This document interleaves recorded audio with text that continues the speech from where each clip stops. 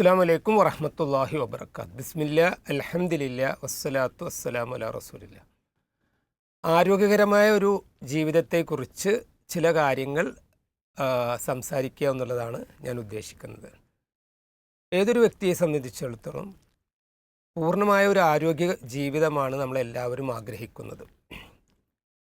ഒരു വിശ്വാസിയെ സംബന്ധിച്ചിടത്തോളം പരിശുദ്ധ റമദാനിൽ അവന് ഏറ്റവും മനസ്സിന് തൃപ്തിപ്പെട്ട ഒരു സന്ദർഭത്തിലൂടെയാണ് കടന്നു പോകുന്നത്. ഈ പരിശുദ്ധ റമദാനിൽ ഏറ്റവും തൃപ്തിപ്പെട്ട ഒരു രീതിയിൽ ആകാനുള്ള ഏറ്റവും പ്രധാനപ്പെട്ട കാരണം എന്ന് പറയുന്നത് അവന് മനസ്സിന് ഇഷ്ടപ്പെട്ടൊരു കാര്യങ്ങൾ പൂർണ്ണ സംതൃപ്തിയോടുകൂടെ അവൻ്റെ സൃഷ്ടാവിന് വേണ്ടി ചെയ്യുന്നു എന്നുള്ളതാണ് അതിൻ്റെ ഏറ്റവും വലിയൊരു പ്രത്യേകത. ആരോഗ്യകരമായ ഒരു ജീവിതത്തെക്കുറിച്ച് നമ്മൾ പറയുമ്പോൾ അതിലേറ്റവും പ്രധാനപ്പെട്ടതാണ് മാനസികമായ ആരോഗ്യം എന്നുള്ളത്. അപ്പോൾ മാനസികമായ ഒരു ആരോഗ്യത്തിനെ നിലനിർത്തണമെങ്കിൽ മാനസികമായ ഒരു ആരോഗ്യം നിലനിർത്താമെങ്കിൽ നമുക്ക് ശാരീരികമായ ഒരു ആരോഗ്യത്തെയും അതിനോടൊപ്പം മുന്നോട്ട് കൊണ്ടുപോകാൻ കഴിയും. നമുക്കറിയാം, ഈ കാലഘട്ടത്തിൽ ഏറ്റവും കൂടുതൽ വർദ്ധിച്ചു വരുന്ന രോഗങ്ങളാണ് ജീവിതശൈലിയുമായി ബന്ധപ്പെട്ട ഒരുപാട് രോഗങ്ങൾ. അതിൽ പ്രമേഹം, ഡയബറ്റീസ് എന്ന് പറയുന്ന പ്രമേഹം ആയിക്കോട്ടെ, അല്ലെങ്കിൽ പ്രഷർ, നമ്മൾ പറയുന്ന സിസ്റ്റമിക് ഹൈപ്പർ ടെൻഷൻ എന്ന് പറയുന്ന പ്രഷറിൻ്റെ രോഗമായിക്കോട്ടെ, അല്ലെങ്കിൽ കൊളസ്ട്രോളിൻ്റെ രോഗമായിക്കോട്ടെ, അല്ലെങ്കിൽ അമിതവണ്ണമായിക്കോട്ടെ, ഇതെല്ലാം നമ്മൾ ആലോചിച്ച് നോക്കുമ്പോൾ എല്ലാം ആരോഗ്യകരമായ ഒരു ജീവിതത്തിനോട് കൊണ്ട് അല്ലെങ്കിൽ ജീവിതശൈലിയുമായി ബന്ധപ്പെട്ട രോഗങ്ങളാണിതെല്ലാം. ഏറ്റവും കൂടുതൽ ഇന്നത്തെ കാലത്ത് കാണുന്ന ഒരുപാട് രോഗങ്ങൾ ഇതിനോട് ബന്ധപ്പെട്ടതാണ്. ഉദാഹരണത്തിനായി ഹാർട്ട് അറ്റാക്ക് ആണെങ്കിലും, പക്ഷാഘാതമാണെങ്കിലും, കിഡ്നി രോഗങ്ങളാണെങ്കിലും, ലിവർ രോഗങ്ങളാണെങ്കിലും, അല്ലെങ്കിൽ വയറുമായി ബന്ധപ്പെട്ട രോഗങ്ങളായും ഒരുപാട് രോഗങ്ങൾ ഇതെല്ലാം ഒരു ജീവിതശൈലി രോഗവുമായാണ് നമ്മൾ ഇന്ന് കണക്കെടുക്കുന്നത്. അപ്പോൾ ഒരു പരിശുദ്ധ റമദാനിൽ നമ്മൾ എന്ത് ചെയ്തു? നമ്മൾ വളരെ ചിട്ടയോടുകൂടിയാണ് ജീവിച്ചത്. ഈ ഒരു ചിട്ടയാണ് ഇൻഷാ അല്ലാഹ് നമ്മൾ എന്ത് ചെയ്യേണ്ടത്? പരിശുദ്ധ റമദാൻ കഴിഞ്ഞാലും നമ്മൾ നിലനിർത്തേണ്ടത്.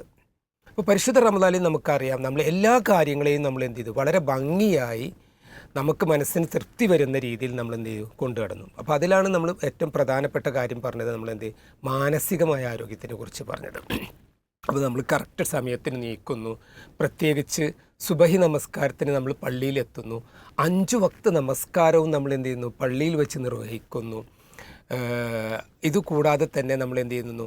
നമ്മളുടെ സമയത്തെ നമ്മൾ വളരെയധികം ക്രമീകരിക്കുന്നു. സമയത്തെ ക്രമീകരിക്കുന്നത് വളരെയധികം പ്രധാനമാണ്. നമ്മൾ പറയും വെൽ പ്ലാനിങ്. ഒരു വെൽ പ്ലാൻഡ് ആയിട്ടുള്ള ടൈമാണ് നമ്മൾ എന്ത് ചെയ്യുന്നത്? റമദാൻ. നമ്മൾ എപ്പോൾ എണീക്കണം, എപ്പോൾ ഭക്ഷണം കഴിക്കണം, നമ്മളെപ്പോൾ ഖുർആൻ ഓതണം, നമസ്കാരത്തിൻ്റെ സമയം. സത്യം പറഞ്ഞാൽ 5 വക്ത് നമസ്കാരത്തിൻ്റെ സമയം നമ്മൾ പ്ലാൻ ചെയ്താൽ തന്നെ നമ്മുടെ ബാക്കി എല്ലാ കാര്യങ്ങളും വെൽ ഷെഡ്യൂൾഡായി നമുക്ക് എന്ത് ചെയ്യാൻ പറ്റും? മുന്നോട്ട് കൊണ്ടുപോകാൻ പറ്റും. ഇതിലിടക്ക് തന്നെ നമ്മൾ എന്ത് ചെയ്യുന്നു? നമുക്ക് മനസ്സിന് ഏറ്റവും ആനന്ദകരവും മനസ്സിന് ഏറ്റവും സന്തോഷവുമായ നമ്മളെ ഖുർആൻ പാരായണം നമ്മൾ എന്ത് ചെയ്യുന്നുണ്ട്? ഇതിനൊക്കെ നമ്മൾ സഹായിക്കുന്നുണ്ട്. അപ്പോൾ പരിശുദ്ധ റമദാൻ കഴിഞ്ഞാലും നമ്മൾ എന്ത് ചെയ്യണം? തീർച്ചയായും ഈ ഒരു ട്രെയിനിങ് നമുക്കുണ്ടായ ഈ ഒരു 1 month ഇൻറ്റൻസീവ് ട്രെയിനിങ് നമ്മൾ എന്ത് ചെയ്യണം? മുന്നോട്ട് കൊണ്ടുപോകണം എന്നുള്ളതാണ് ഇവിടെ ആദ്യം സൂചിപ്പിക്കുന്നത്. അപ്പോൾ അതിനെന്തൊക്കെ വേണം എന്നുള്ളത്, ഇപ്പോൾ നമ്മൾ ആദ്യം പറഞ്ഞതുപോലെ മാനസികമായിട്ടുള്ളൊരു സന്തോഷം നമ്മൾ എന്ത് ചെയ്യും?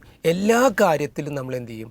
നമ്മളെ ഹെൽപ്പ് ചെയ്യും. അത് ശാരീരികമായ എല്ലാ രോഗങ്ങളെയും കവർ ചെയ്യാൻ, ശാരീരികമായ എല്ലാ രോഗങ്ങളെയും ഇല്ലാതാക്കാൻ അത് സഹായിക്കും. നമുക്കറിയാം, ഇന്ന് ഏറ്റവും കൂടുതൽ പ്രശ്നങ്ങൾ, നമ്മൾ നേരത്തെ പറഞ്ഞ എല്ലാ പ്രശ്നങ്ങൾക്കും ഒരു കാരണം എന്ന് പറയുന്നത് സ്ട്രെസ്ഡ് ലൈഫാണ്. അപ്പോൾ എന്താണ് സ്ട്രെസ് ലൈഫ്? സ്ട്രെസ് എന്ന് പറയുന്ന ഒന്നുമല്ല, നമ്മളെക്കൊണ്ട് പറ്റാത്ത കാര്യങ്ങൾ നമ്മൾ ചെയ്യുമ്പോഴാണ് എന്ത് ചെയ്യുന്നത്? സ്ട്രെസ് ആവുന്നത്. പക്ഷേ നമ്മളൊരു വെൽ മാനേജ്ഡ്, ടൈം മാനേജ്ഡ് ആയിട്ടുള്ള, നമ്മൾക്ക് ചെയ്യാവുന്ന കാര്യങ്ങൾ 24 മണിക്കൂറുണ്ട് നമുക്ക്.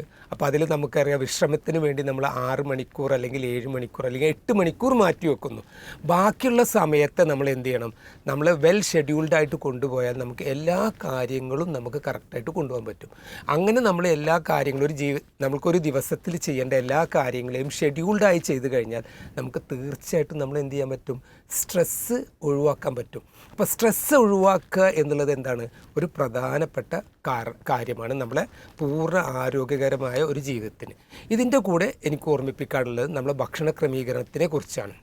നമ്മൾ പരിശുദ്ധ റമദാനിക്ക് നമുക്കറിയാം, നമ്മൾ ഭക്ഷണത്തെ വളരെയധികം ക്രമീകരിച്ചു.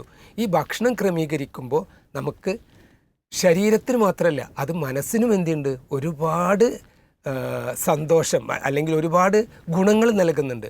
ഈ ഒരു സംഭവം നമ്മൾ മെയിൻറ്റെയിൻ ചെയ്ത് കൊണ്ടുപോയാൽ നമുക്ക് എന്ത് ചെയ്യാൻ പറ്റും, ഒരുപാട് രോഗങ്ങളിൽ നിന്നും അതിനെ നിയന്ത്രിക്കാം. രോഗമുള്ളവർക്ക് രോഗം നിയന്ത്രിക്കാനും നമ്മൾ എന്ത് ചെയ്യും, വളരെയധികം സഹായിക്കും. ഇതിൻ്റെ കൂടെ മറ്റൊരു പ്രധാനപ്പെട്ട കാര്യമാണ് വ്യായാമം എന്നുള്ളത്. പക്ഷെ വ്യായാമം നമ്മൾ എന്ത് ചെയ്യും, സാധാരണ റമദാൻ മാസത്തിൽ നമ്മൾ രോഗികൾക്കാണെങ്കിലും രോഗമില്ലാത്തവർക്കാണെങ്കിലും വ്യായാമത്തെ നമ്മൾ എന്ത് ചെയ്യണം, റെസ്ട്രിക്റ്റ് ചെയ്യണം എന്ന് പറയാറുണ്ട്. പ്രത്യേകിച്ച് കാലാവസ്ഥയ്ക്ക് അനുസരിച്ച് അതിനനുസരിച്ചാണ്. കാരണം നമ്മൾ തീർച്ചയായിട്ടും കാലത്ത് ഭക്ഷണം കഴിക്കാതെ പിന്നെ ഓൾമോസ്റ്റ് നമ്മൾ വൈകുന്നേരം ഒരു 6 മണിക്കാണ് നമ്മൾ എന്ത് ചെയ്യുന്നത്, നമ്മുടെ നോമ്പ് കഴിഞ്ഞിട്ടാണ് നമ്മൾ പ്രധാനപ്പെട്ട ആഹാരം കഴിക്കുന്നുള്ളൂ. നമ്മൾ അത്താഴത്തിന് ഭക്ഷണം കഴിച്ചു. അപ്പോൾ ആ ഒരു സമയത്ത് നമ്മൾ എന്ത് ചെയ്യും, എക്സസൈസിനെ നമ്മൾ റെസ്ട്രിക്റ്റ് ചെയ്യണം എന്ന് പറയാറുണ്ടെങ്കിൽ പോലും റമദാന് ശേഷം നമ്മൾ എന്ത് ചെയ്യുക, പൂർണ്ണമായും ഒരു വ്യായാമം ചെയ്യാനുള്ളൊരു സമയം നമ്മൾ എന്ത് ചെയ്യുക, കണ്ടുപിടിക്കണം. ഒരു കൃത്യനിഷ്ഠതയോടുകൂടെ നമ്മൾ വ്യായാമം ചെയ്ത് കഴിഞ്ഞാൽ, പ്രത്യേകിച്ച് നമ്മളൊരു നടത്തം, ഒരു അരമണിക്കൂർ നടത്താക്കാം, അല്ലെങ്കിൽ എയറോബിക് എക്സസൈസ് ആവാം, അല്ലെങ്കിൽ സ്വിമ്മിങ്ങിന് പോകുന്നതായിരിക്കാം, അതല്ലെങ്കിൽ മറ്റ് എക്സസൈസുകൾ നമുക്ക് ഓരോ ബോഡി പാർട്സിനും വേണ്ടിയ രീതി. ഫോർ എക്സാമ്പിൾ ഇപ്പോൾ പറയുന്നത് നമ്മൾ ബാക്ക് പെയിൻ ഉള്ളവർക്കാണെങ്കിൽ ബാക്ക് സ്ട്രെങ്തനിങ് എക്സസൈസ്, അല്ലെങ്കിൽ ഇപ്പോൾ കാൽമുട്ട് വേദന ഉള്ളവർക്കാണെങ്കിൽ കാലിൻ്റെ മസിലുകളെ എന്താ പറയുക, ശക്തിപ്പെടുത്തുന്ന എക്സസൈസുകൾ. ഇങ്ങനെ എന്തെങ്കിലും എക്സസൈസുകൾ നമ്മൾ എന്ത് ചെയ്യണം, ഡെയിലി നമ്മുടെ ജീവിതത്തിൽ ഉണ്ടാവണം എന്നുള്ളത് നമ്മൾ എന്ത് ചെയ്യണം, വളരെയധികം ശ്രദ്ധിക്കണം. അടുത്തത് പറയാനുള്ളത് ഭക്ഷണ രീതിയാണ്. ഭക്ഷണ രീതിയെക്കുറിച്ച് പറയുമ്പോൾ നമ്മൾ ധാരാളം വെള്ളം കുടിക്കുക എന്നുള്ളത് വളരെ പ്രധാനപ്പെട്ട കാര്യമാണ്. വെള്ളം എന്താണ്, ശരീരത്തിന് നമ്മൾ ഭക്ഷണം കഴിക്കുന്നതിനേക്കാൾ കൂടുതൽ നമ്മൾ എന്ത് ചെയ്യണം, വെള്ളം കുടിക്കണം. നമുക്കറിയാം നബി സല്ലല്ലാഹു അലൈഹി വസല്ലം നമ്മുടെ വളരെ പ്രസിദ്ധമായ ഹദീസുകളെക്കുറിച്ച് നമുക്ക് വളരെയധികം നമ്മൾ എന്ത് ചെയ്യണം, ഭക്ഷണത്തിൽ എത്രത്തോളം വെള്ളം കുടിക്കണം. ഒന്നിരിക്കലും ഭക്ഷണം കഴിക്കുന്നതിന് മുന്നേ അല്ലെങ്കിൽ ഭക്ഷണത്തിന് ശേഷം വെള്ളം കുടിക്കലാണ് ഏറ്റവും ഉത്തമം. അതുപോലെ വയറിൻ്റെ ഭക്ഷണം കഴിക്കുന്ന സമയത്ത് നമ്മൾ എന്ത് ചെയ്യണം, വളരെ കുറച്ചായിരിക്കണം കഴിക്കുന്നത്. പക്ഷെ കൂടുതൽ വെള്ളമാണ് നമ്മൾ കുടിക്കേണ്ടത്. ഭക്ഷണത്തിൻ്റെ സമയത്തിൻ്റെ കൃത്യനിഷ്ഠത എന്ത് ചെയ്യുക, നമ്മൾ വളരെയധികം ശ്രദ്ധിക്കേണ്ടതാണ്. ഇപ്പോൾ ബ്രേക്ക്ഫാസ്റ്റിൻ്റെ സമയമാണെങ്കിലും ലഞ്ചിൻ്റെ സമയമാണെങ്കിലും ഡിന്നറിൻ്റെ സമയമാണെങ്കിലും ഇതൊക്കെ വളരെയധികം കൃത്യനിഷ്ഠതയോടെ കൊണ്ടുപോയാൽ നമുക്ക് വയറിൻ്റെ ഒരുപാട് രോഗങ്ങളിൽ നിന്ന് നമുക്ക്, പിന്നെ അടുത്ത് നമുക്ക് ഓർമ്മിപ്പിക്കാനുള്ളത് അമിതമായി കഴിക്കരുത് എന്നുള്ളതാണ്. അമിതമായി കഴിക്കുന്നത് നമ്മൾ എന്ത് ചെയ്യും, നമ്മുടെ ശരീരത്തിനെയും മനസ്സിനെയും എല്ലാം ബാധിക്കും. അപ്പം നമുക്ക് കൃത്യനിഷ്ഠതയോടുകൂടെ അളവ് കുറച്ചായിരിക്കണം നമ്മൾ കഴിക്കേണ്ടത്. ഇനി കഴിക്കുന്ന ഭക്ഷണങ്ങൾ എന്തായിരിക്കണമെന്ന്, നമ്മളെപ്പോഴും ഭക്ഷണം കഴിക്കുമ്പോൾ നമ്മൾ പറയാം, നമുക്ക് എല്ലാം കിട്ടുന്ന രീതിയിലായിരിക്കണം. എല്ലാ വൈറ്റമിൻസ്, പ്രോട്ടീൻസ് എല്ലാം കിട്ടുന്ന, അപ്പോൾ എല്ലാം കഴിക്കുന്ന ഒരു രീതിയാണ് നമുക്ക്. അതായത് ഇപ്പോൾ നമ്മൾ പറഞ്ഞാൽ വെജിറ്റബിൾസ് ആണെങ്കിലും മീനാണെങ്കിലും അല്ലെങ്കിൽ ഇറച്ചിയാണെങ്കിലും ഇപ്പോൾ മുട്ടയാണെങ്കിലും പാലാണെങ്കിലും നട്ട്സ് ആണെങ്കിലും എല്ലാ കാര്യങ്ങളും മിക്സ് ചെയ്തിട്ടുള്ളൊരു ഡയറ്റാണ് നമുക്ക് ഏറ്റവും ഒരു ബെസ്റ്റ് ഡയറ്റ് എന്ന് പറയുന്നത്. എല്ലാം ഉൾക്കൊള്ളുക, ഒരു സാധനം കഴിക്കുക എന്നുള്ളതല്ല. അപ്പോൾ നമുക്കറിയാം ഏറ്റവും കൂടുതൽ നമ്മൾ ഇന്നത്തെ കാലത്ത് ആൾക്കാർ ഏറ്റവും കൂടുതൽ കൺസ്യൂം ചെയ്യുന്നൊരു സാധനമാണ് എന്ത്, മധുരം ഉള്ള സാധനങ്ങൾ. ഇപ്പോൾ നമുക്കറിയാം പല കേക്കുകളും ഐസ്ക്രീമുകളുമായി ഇതെല്ലാം നമുക്ക് ശരീരത്തിന് വളരെയധികം ദോഷം ചെയ്യുന്നുണ്ട്. കാരണം ഇതെല്ലാം ഈസിലി അബ്സോർബിൾ ആയിട്ടുള്ള കാർബോഹൈഡ്രേറ്റാണ്. അപ്പോൾ ഈ ഷുഗർ പെട്ടെന്ന് ശരീരത്തിലോട്ട് ചെന്നില്ല എന്നുള്ളത് നമുക്ക് വളരെയധികം ദോഷം ചെയ്യും. അപ്പോൾ നമ്മൾ എന്ത് ചെയ്യണം, അതിനെ വളരെയധികം നമ്മൾ നിയന്ത്രിക്കണ്ടേ. അത് കഴിഞ്ഞാൽ പിന്നെ നമ്മളെ കേരളീയർക്ക് നമുക്ക് ഏറ്റവും ശത്രുവായ ഒരു സാധനമാണ് എന്ത്, കാർബോഹൈഡ്രേറ്റ് റിച്ച് ഫുഡ്സ് എന്ന് പറയുന്നത്. കാർബോഹൈഡ്രേറ്റ് റിച്ച് ഫുഡ്സ് എന്ന് പറയുമ്പോൾ അതിൽ ഏറ്റവും പ്രധാനമായി വരുന്നത് എന്താണ്, റൈസാണ്. റൈസിൻ്റെ ക്വാണ്ടിറ്റിയെ നമ്മൾ എന്ത് ചെയ്യണം, വളരെ ശ്രദ്ധിക്കണം. അതുപോലെ തന്നെ നമ്മുടെ ചുറ്റുപാടിലാണെങ്കിൽ നമ്മൾ നോക്കിക്കഴിഞ്ഞാൽ ഇപ്പോൾ മുന്നോട്ട് പോകുമ്പോൾ നമുക്ക് കാണാം വെജിറ്റബിൾസിൻ്റെ കൺസെപ്ഷൻ വളരെയധികം കുറഞ്ഞിരിക്കുകയാണ് ആൾക്കാർ. ഇപ്പോൾ നമുക്കറിയാം ഏത് ഹോട്ടലുകളിലും ഏത് റെസ്റ്റോറൻറ്റുകളിലും ചെന്ന് കഴിഞ്ഞാൽ ഏറ്റവും കൂടുതൽ നമുക്ക് അവിടെ കാണുന്നത് എന്താ വെച്ചെങ്കിൽ കൂടുതലത് മീറ്റുകളെയാണ് എല്ലാവരും കോൺസെൻട്രേറ്റ് ചെയ്യുന്നത്. ഇപ്പോൾ ഫിഷ് ആണെങ്കിലും ചിക്കൻ ആണെങ്കിലും മട്ടൺ ആണെങ്കിലും ബീഫ് ആണെങ്കിലും. പക്ഷേ നമ്മൾ അതേപോലെ ഒരു പോർഷൻ നമ്മുടെ ഭക്ഷണത്തിൻ്റെ രീതിയിൽ എന്ത് ചെയ്യണം, വെജിറ്റബിൾസിന് കാണും. നമ്മൾ വെജിറ്റബിൾസ് കഴിക്കുമ്പോൾ നമുക്ക് അതിൽ നിന്ന് ഒരുപാട് ഗുണങ്ങൾ കിട്ടാണ്ട്. ഇപ്പോൾ ഉദാഹരണത്തിന് നമുക്കറിയാം, വെജിറ്റബിൾസിലാണ് ഏറ്റവും കൂടുതൽ ഫൈബർ കണ്ടൻ്റ് ഉള്ളത്. ഫൈബർ നമുക്ക് ശരീരത്തിന് വളരെയധികം ആവശ്യമുള്ളതാണ്. അതേപോലെ തന്നെ ഇനിയിപ്പോൾ നമ്മൾ ഇത് കഴിക്കുമ്പോൾ തന്നെ, വെജിറ്റബിൾസ് കഴിക്കുമ്പോൾ തന്നെ അത് ഇപ്പോൾ അയേൺ റിച്ച് ആയിട്ടുള്ള വെജിറ്റബിൾസ്, ഇപ്പോൾ ഗ്രീൻ ലീഫി വെജിറ്റബിൾസ് നമ്മൾ പറയുന്നത് വളരെയധികം എന്ത് ചെയ്യുന്നത്, നമുക്ക് അയേൺ റിച്ച് ആയിട്ടുള്ളത്, അതേപോലെ കാൽഷ്യം റിച്ച്. അപ്പോൾ നമ്മൾ ഓരോ ഫുഡുകളും സെലക്ട് ചെയ്യുമ്പോൾ, നമ്മളൊരു ഷോപ്പിൽ പോയിട്ട് നമ്മളൊരു പരിപാടിക്ക് വേണ്ടി നമ്മൾ ഡ്രസ്സുകൾ സെലക്ട് ചെയ്യുന്ന പോലെ തന്നെ നമ്മൾ വളരെ ആലോചിച്ച് സെലക്ട് ചെയ്യേണ്ട ഒരു കാര്യമാണ് ഭക്ഷണം എന്നുള്ളത്. നമുക്ക് ഓരോന്നും കിട്ടുന്ന ഭക്ഷണങ്ങൾ, ഇപ്പോൾ നമ്മൾ ഫോർ എക്സാമ്പിൾ നമ്മളെ ഡെയിലി ഭക്ഷണത്തിൽ ഒരു എഗ്ഗ് ഇൻക്ലൂഡ് ചെയ്യുക. അപ്പോൾ എഗ്ഗ് ഭയങ്കര പ്രോട്ടീൻ റിച്ചാണ്. നമുക്ക് വളരെയധികം പ്രോട്ടീൻ, പ്രത്യേകിച്ച് വളർന്നു വരുന്ന കുട്ടികൾക്കും അതുപോലെ പ്രഗ്നൻ്റ് ആയിട്ടുള്ള ലേഡീസിനും പ്രായം ചെന്നവർക്കും എല്ലാം പ്രോട്ടീൻ റിച്ച് ഫുഡ് എന്താണ്, വളരെയധികം പ്രധാനപ്പെട്ടതാണ്. പ്രോട്ടീനാണ് നമ്മുടെ മസിൽ ഗ്രോത്തിനും വളരെയധികം ഹെൽപ്പ് ചെയ്യുന്നത്. അതുപോലെ തന്നെ ഞാൻ നേരത്തെ പറഞ്ഞതുപോലെ തന്നെ കാൽഷ്യം റിച്ച് ഭക്ഷണങ്ങൾ നമ്മുടെ എല്ലിനും പല്ലിനൊക്കെ വളരെയധികം ഗുണകരമാണ്. അപ്പോൾ ഒരു ബാലൻസ്ഡ് ആയിട്ട് നമ്മൾ എന്ത് ചെയ്യണം, നമ്മുടെ ഭക്ഷണ രീതിയിൽ തീർച്ചയായിട്ടും കൊണ്ടുവരേണ്ടത്. ബാലൻസ്ഡ് ആയിട്ട് എന്തായാലും നമുക്ക് എന്ത് ചെയ്യാം, ഒരുപാട് രോഗങ്ങളിൽ നിന്ന് നമുക്ക് എന്ത് ചെയ്യാം, രക്ഷപ്പെടാൻ പറ്റും. പിന്നെ നമ്മളെപ്പോഴും നേരത്തെ പറഞ്ഞതുപോലെ വെള്ളത്തിൻ്റെ അംശത്തിൽ നമ്മൾ എന്ത് ചെയ്യാം, പിന്നെ നമ്മൾ വളരെയധികം ശ്രദ്ധിക്കേണ്ട മറ്റൊരു കാര്യമാണ് ഇന്ന് കണ്ടുവരുന്നത്, നമ്മൾ ജങ്ക് ഫുഡ്സ്. ഇപ്പോൾ ജങ്ക് ഫുഡ്സ് എന്ന് പറയുന്നത്, ജങ്ക് ഫുഡ്സിൽ പെടുന്നതാണ് എന്ത്, ഉദാഹരണമായി ബേക്കറി ഐറ്റംസ്, അതുപോലെ തന്നെ ബർഗേഴ്സ്, സാൻഡ്വിച്ചുകൾ, ഇതെല്ലാം എന്താണ്, ജങ്ക് ഫുഡുകൾ. അപ്പോൾ നമ്മൾ ജങ്ക് ഫുഡൊക്കെ കഴിക്കുമ്പോൾ, അല്ലെങ്കിൽ നമ്മളൊരു ഔട്ടിങ്ങിന് പോകുമ്പോൾ, ഭക്ഷണങ്ങൾ പുറത്തുനിന്ന് കഴിക്കുമ്പോൾ അതിന് നമ്മൾ എന്ത് ചെയ്യണം, ഒരു കൃത്യനിഷ്ഠത വേണം.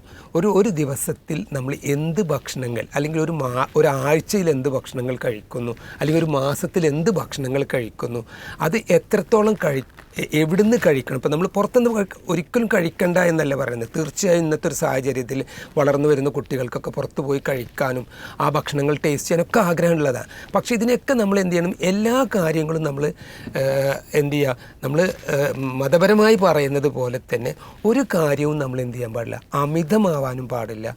ഒരു കാര്യം നമ്മൾ എന്ത് ചെയ്യാൻ പാടില്ല, വളരെയധികം റെസ്ട്രിക്റ്റ് ചെയ്യാനും പാടില്ല.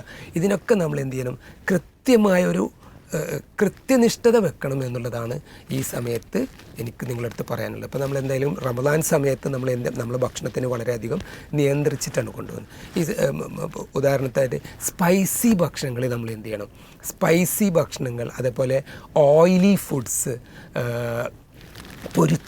പൊരിച്ച ഭക്ഷണങ്ങൾ, ഇതൊക്കെ നമുക്ക് വയറിന് വളരെയധികം ദോഷം ചെയ്യുന്ന കാര്യങ്ങളാണ്. അപ്പോൾ നമ്മൾ കൂടുതൽ സ്പൈസ് കഴിക്കുന്നത് എന്ത് ചെയ്യണം, നമ്മൾ വളരെയധികം റെസ്ട്രിക്റ്റിന്. ഇതിൻ്റെ കൂട്ടത്തിൽ മറ്റൊന്ന് പറയണം, ഉപ്പിൻ്റെ കണ്ടൻറ്റ് നമുക്ക് വളരെയധികം ദോഷം ചെയ്യുന്നതാണ്. നമുക്കറിയാം ഇന്നത്തെ കാലത്ത് പ്രഷർ രോഗികളും പ്രഷർ കൊണ്ടുണ്ടാവുന്ന പ്രശ്നങ്ങളും ഒരുപാടാണ്. അപ്പോൾ ഈ ഒരു കാര്യത്തിൽ നമുക്ക് ഏറ്റവും കോൺട്രിബ്യൂട്ട് ചെയ്യുന്ന കാര്യമാണ് എന്ത്, സോൾട്ടി ഫുഡ്സ് എന്ന് പറയുമ്പോൾ നമ്മൾ ഏറ്റവും കോമൺ ആയിട്ട് പറഞ്ഞു കൊടുക്കാറ് ഉണക്കമീനാണ്. പക്ഷേ മീനിനേക്കാൾ കൂടുതൽ നമ്മുടെ നാട്ടിൽ ഏറ്റവും കൂടുതൽ കൺസ്യൂം ചെയ്യുന്നൊരു സാധനമാണ് ബേക്കറി ഐറ്റംസ്. നമുക്കറിയാം ചിപ്സ്, മിക്സ്ചർ, ഇതൊക്കെ തിന്നു കഴിഞ്ഞാൽ ഒരിക്കലും നമുക്ക് എന്ത് ചെയ്യാൻ പറ്റില്ല, കൺട്രോൾ ചെയ്യാൻ പറ്റില്ല. നമ്മൾ തന്നെ അറിയാതെ എന്ത് ചെയ്യും, കഴിച്ചു പോകുന്നൊരു സാധനമാണ്. നമ്മൾ കഴിച്ചു തുടങ്ങിക്കഴിഞ്ഞാൽ നമ്മൾ എടുത്ത് കഴിക്കുന്നത് നമുക്കറിയില്ല. അപ്പോൾ നമ്മൾ അറിയാതെ കൺസ്യൂം ചെയ്ത് ഒരുപാട് നമ്മുടെ ശരീരത്തിലോട്ട് ചേരുന്നത്. ഇതിൽ 3 സാധനങ്ങളാണ് ഏറ്റവും കൂടുതൽ കണ്ടൻറ്റ് കൂടുതൽ. ഒന്ന്, ഓയിൽ കണ്ടൻറ്റ് കൂടുതലാണ്. 2, അതിലെ സോൾട്ട് കണ്ടൻറ്റ് കൂടുതലാണ്. 3, അത് സ്പൈസിയാണ്. ഇതെല്ലാം നമ്മുടെ ശരീരത്തിന് നമുക്ക് ദോഷം ചെയ്യുന്നതാണ്. അപ്പോൾ ഈ പരിശുദ്ധ റമദാനിലും അതുപോലെ തന്നെ പരിശുദ്ധ റമദാൻ കഴിഞ്ഞാലും പൂർണ്ണമായ ഒരു ആരോഗ്യകരമായ ഒരു ജീവിതം മുന്നോട്ട് കൊണ്ടുപോകാൻ നമ്മൾ നന്നായിട്ട് പ്ലാൻ ചെയ്യണം. നമ്മൾ എല്ലാ കാര്യങ്ങളും പ്ലാൻ ചെയ്യുന്നത് പോലെ ഈ കാര്യവും നമ്മൾ പ്ലാൻ ചെയ്യാൻ നമുക്ക് എന്ത് ചെയ്യും, പ്ലാൻ ചെയ്ത് കഴിഞ്ഞാൽ നമുക്ക് കഴിയാത്തതൊന്നുമില്ല. നമുക്ക് ഡയറ്റ് ചാർട്ട് ഉണ്ടാക്കാം നമ്മുടെ വീട്ടിൽ, അല്ലെങ്കിൽ നമുക്കൊരു ടൈം ടേബിൾ തന്നെ എന്ത് ചെയ്യാം, നമുക്ക് ഫിക്സ് ചെയ്യാം. നമ്മൾ ഇന്ന ഭക്ഷണങ്ങളാണ് കഴിക്കുന്നതെന്നും ഇത്ര സമയത്താണ് കഴിക്കുന്നതും, ഒരാഴ്ചയിൽ നമ്മൾ എടുക്കുന്ന മീറ്റ് ഇത്ര ആയിരിക്കണം, ഒരാഴ്ചയിൽ ഇരിക്കുന്ന ഷുഗറിൻ്റെ ക്വാണ്ടിറ്റി ഇത്രയായിരിക്കണം. ഇപ്പോൾ ഉദാഹരണത്തിന് നമ്മൾ വീട്ടിൽ എത്രത്തോളം പഞ്ചസാര മേടിക്കുന്നു, ഉപ്പ് മേടിക്കുന്നു, ഒക്കെ നമുക്ക് എന്ത് ചെയ്യാം, കാൽക്കുലേറ്റ് ചെയ്യാം, ഈവൻ ഓയിൽ കണ്ടന്റ്. അപ്പോൾ തീർച്ചയായും ഈ പരിശുദ്ധ റമദാൻ കഴിഞ്ഞാലും പൂർണ്ണ ആരോഗ്യകരമായ ഒരു ജീവിതം മുന്നോട്ട് കൊണ്ടുപോകാൻ നിങ്ങളെല്ലാവരും അല്ലാഹു സുബ്ഹാനഹു വ തആല സഹായിക്കട്ടെ എന്നും അതിന് നിങ്ങൾ മെൻ്റലിയായി പ്ലാൻ ചെയ്യണം എന്നുള്ളത് മാത്രമാണ് ഈ അവസരത്തിൽ നിങ്ങളോട് പറയാനുള്ളത്. അസ്സലാമു അലൈക്കും വറഹ്മത്തുള്ളാഹി വബറകാതുഹു.